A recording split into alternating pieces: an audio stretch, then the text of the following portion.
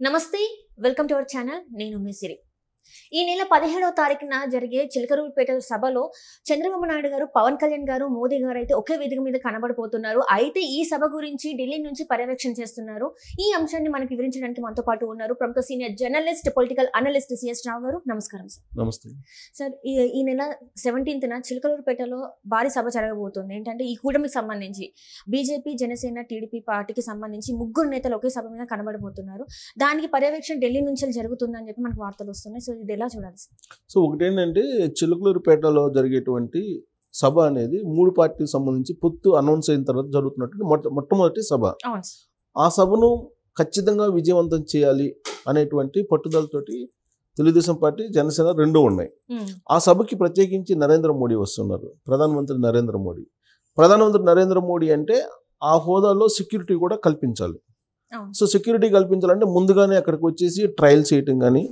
లేదా ప్రధానమంత్రి నరేంద్ర మోడీ సెక్యూరిటీ పర్యవేక్షించడానికి కానీ ఖచ్చితంగా ఢిల్లీ నుంచి ఒక ప్రత్యేకమైనటువంటి టీం వస్తుంది ఆ టీం ఇప్పుడు చిలకలూరిపేటలో ఆల్రెడీ దిగింది అది పర్యవేక్షిస్తుంది సో దాని సందర్భంగా అసలు నరేంద్ర మోడీ హైదరాబాద్ నుంచి బేగంపేట నుంచి చిలకలూరిపేటకి ప్రత్యేక విమానంలో రావాలా లేదంటే ప్రత్యేక హెలికాప్టర్లో రావాలా వచ్చిన తర్వాత అక్కడ సెక్యూరిటీ ఏంటి వీటన్నిటిని అబ్జర్వ్ చేస్తుంది అలాగే అక్కడ ఎంతమంది జనం వస్తారు ఏంటి అనే దాని మీద కూడా ఒక అంచనాకి ముందుగానే వస్తారు ప్రధానమంత్రికి సంబంధించిన సహాయకులు ఉంటారు తర్వాత సెక్యూరిటీ ఉంటారు వాళ్ళందరూ కూడా ఒక అంచనా వేస్తారు అంచనా వేసి ఆ డయాస్కి సంబంధించి ఎంత దూరంలో మొత్తం సెక్యూరిటీ కల్పించాలి డయాస్కి ఎంత దూరంలో మొత్తం ఈ బారికేడ్స్ ఏర్పాటు చేయాలి వీటన్నిటికీ డిజైన్ ఇస్తారు దాంతోపాటు ఇక్కడ చంద్రబాబు నాయుడు అలాగే పవన్ కళ్యాణ్ ఇద్దరు కూడా అక్కడ పర్యవేక్షిస్తున్నారు కాబట్టి చిలకలూరిపేట సభకు సంబంధించి మొత్తం కూడా వాళ్ళిద్దరూ చాలా ఇనిషియేటివ్గా తీసుకొని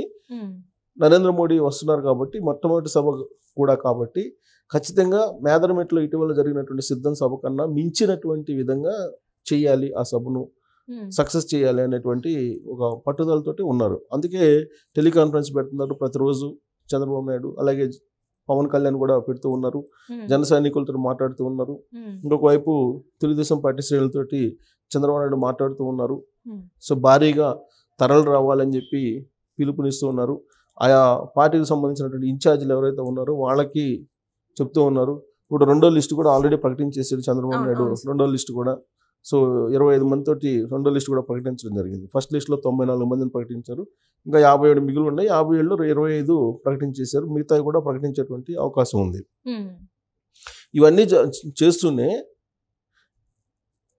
ప్రజల్ని ఎక్కడి నుంచి తరలించాలి ఎక్కువగా ఏ కాన్స్టిట్యూన్సీ నుంచి ఎక్కువగా తరలించాలి ఈ దాని మీద చాలా ఎక్కువగా కాన్సన్ట్రేషన్ చేశారు చంద్రబాబు నాయుడు సో దాంతోపాటు సెక్యూరిటీ ఇప్పుడు ఆల్రెడీ చంద్రబాబు నాయుడు కూడా Z+ కేటగిరీలో ఉన్నారు Z+ కేటగిరీ సెక్యూరిటీ ఆయనకి నరేంద్ర మోడీ అంటే ఆల్రెడీ ప్రధానమంత్రికి కానీ లేదంటే రాష్ట్రపతికి కానీ వీళ్ళకి ఎలాగూ Z+ సెక్యూరిటీ ఉంటుంది సో ఇంత పెద్ద ఎత్తున సెక్యూరిటీ కల్పిస్తూ ఏర్పాట్లు చేయాల్సినటువంటి పరిస్థితి అక్కడ ఉంది దీంతోపాటు అసలు నరేంద్ర మోడీ ఏం ఎక్స్పెక్ట్ చేస్తున్నారు అని అంటే రాబోయేటువంటి రోజుల్లో ఆంధ్రప్రదేశ్లో ఖచ్చితంగా స్వీప్ చేయాలి మొత్తం కూటమి స్వీప్ చేయాలి 25 మంది ఎంపీలు ఉంటే 25 మందికి 25 మంది ఎంపీలని స్వీప్ చేయాలనేటువంటి యాంగిల్లో నరేంద్ర మోడీ ఉన్నారు ఆ తరహా ఏర్పాట్లు చేయాలని చెప్పేసి ఆయన సూచించినట్టు ఆయన భద్రతని లేదంటే ఆయన మొత్తం టూర్ని పర్యవేక్షిస్తున్నటువంటి టీము కొంత దిశానిర్దేశం లేదా సందేశం ఇవ్వటం సూచన చేయటం జరిగింది తెలుగుదేశం పార్టీకి సంబంధించిన అధినేతకు కానీ లేదా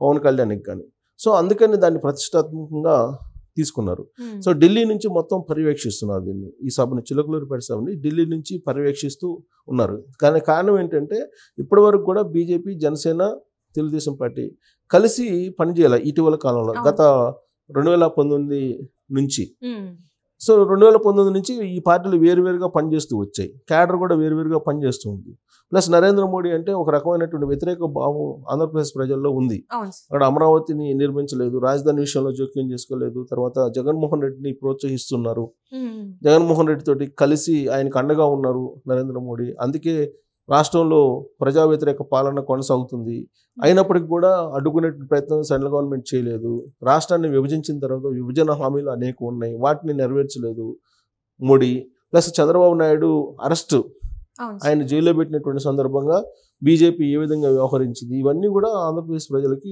బాగా గుర్తున్నాయి సో ఆ జైలుకి వెళ్ళినటువంటి సందర్భంగా బీజేపీ లీడర్లు ఎవరు కూడా ఢిల్లీ సంబంధించిన బీజేపీ లీడర్లు ఎవరు కూడా స్పందించలేదు. ప్లస్ కొంతమంది స్పందించినప్పుడు కూడా రాష్ట్ర స్థాయిలో ఉండేటువంటి లీడర్లు కూడా కొంతమంది స్పందించారు, మిగిలినటువంటి వాళ్ళు స్పందించలేదు. ఇంకొంతమంది జగన్మోహన్ రెడ్డి అరెస్ట్ని సమర్థించారు, కొంతమంది బీజేపీకి సంబంధించినటువంటి వాళ్ళే. ముఖ్యమంత్రిగా ఉన్నటువంటి జగన్మోహన్ రెడ్డి ఏం చెప్పారు, అప్పుడు నేను లండన్లో ఉన్నా నాకేం తెలీదు, ఇదంతా ఢిల్లీ బీజేపీ పెద్దలు చూస్తూ ఉన్నారు అనే యాంగిల్లో మాట్లాడారు. అంటే దాని అర్థం ఏంది, ఢిల్లీ బీజేపీ వాళ్ళే చంద్రబాబు నాయుడిని అరెస్ట్ చేయించారు అనేటువంటి యాంగిల్లో మాట్లాడారు. సో అది బీజేపీ వాళ్ళ మీదకి వెళ్ళిపోయింది అరెస్ట్ అనేది. ఒక జగన్మోహన్ రెడ్డే కాదు, బీజేపీ వాళ్ళు పైనుండి చేయిస్తే జరిగింది అనేది అర్థమైపోయేలాగా జగన్మోహన్ రెడ్డి మాట్లాడటం జరిగింది. సో దీంతో తెలుగుదేశం పార్టీ క్యాడర్లో కానీ, లేదా తెలుగుదేశం పార్టీ అభిమానుల్లో కానీ, లేదా సింపథైజర్స్లో కానీ ఒక రకమైనటువంటి కోపం నరేంద్ర మోడీ మీద ఉంది. ఇలాంటి పరిస్థితుల్లో ఆయన ఇప్పుడు పొత్తు పెట్టుకొని వస్తున్నటువంటి క్రమంలో ఈ సభ సక్సెస్ అవుతుందా కాదా, అసలు నరేంద్ర మోడీ, చంద్రబాబు నాయుడు, పవన్ కళ్యాణ్ ఒకే వేదిక మీద కనిపిస్తే అసలు జీర్ణించుకోగలరా Telugu Desam party cadre? Janasena Telugu Desam party కలిసి పనిచేయటం అంటే ఓకే, కానీ బీజేపీ తోటి కలిసి వెళ్ళటం అని అంటే తెలుగుదేశం పార్టీలో ఉండేటువంటి హార్డ్ కోర్ లీడర్ ఎవరైతే ఉన్నారో వాళ్ళు అసలు ఒప్పుకుంటారా? సో ఒప్పుకునే పరిస్థితి కూడా ఉండదు, ఎందుకంటే ఒక శత్రువులాగా చూస్తున్నారు ఆయన్ని. సో ఇప్పుడు ఆయన్ని మీటింగ్కి రావడం, ఆయన మీటింగ్ జనాలని తీసుకురావడం అనేది కొంతమంది సహకరిస్తారా లేదా అనేది కూడా వినిపిస్తుంది. ఇది కేంద్ర నిఘా వర్గాల ద్వారా కొంత సమాచారం కూడా తీస్తున్నారు.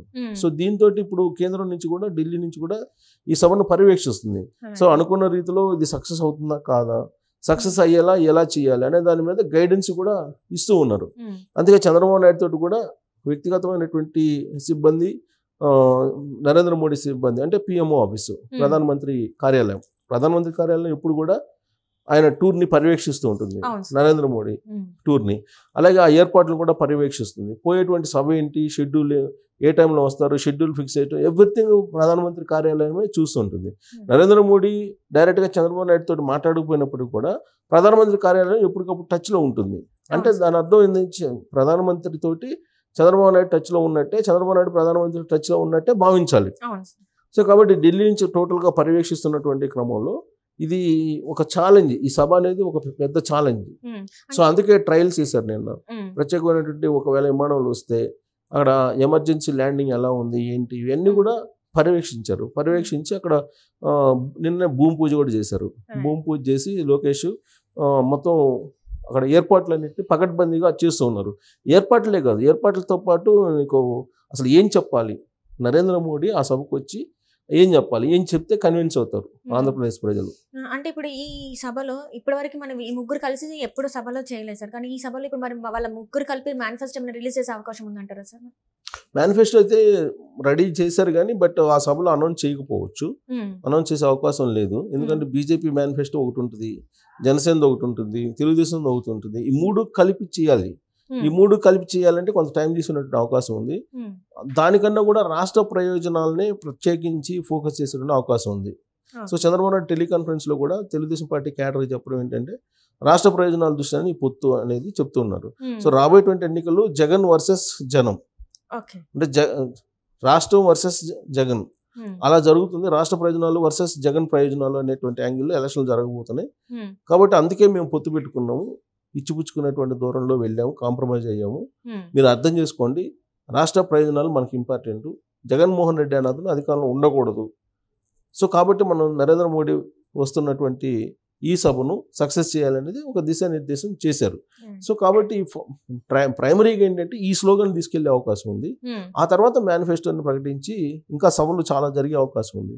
ఆ తర్వాత మేనిఫెస్టోకి అయితే వెళ్తారు. ఇప్పుడు ఈ సభలో మేనిఫెస్టో ప్రకటించే అవకాశం ఉండకపోవచ్చు. అంటే ఇది ఒక టెస్ట్ లాగా అనుకోవచ్చు సార్, అంటే ప్రజలు ఆహ్వానిస్తారా లేదా బీజేపీ పార్టీని అని చూడొచ్చా సార్? లిట్మస్ టెస్ట్ ఇది, వాస్తవంగా లిట్మస్ టెస్ట్ అనుకోవాలి దీన్ని. ఈ సభ సక్సెస్ అయితే ఇంకా రాబోయేటువంటి రోజుల్లో ఇంకా మరింతగా వేగంగా ముందుకెళ్లేటువంటి అవకాశం ఉంది.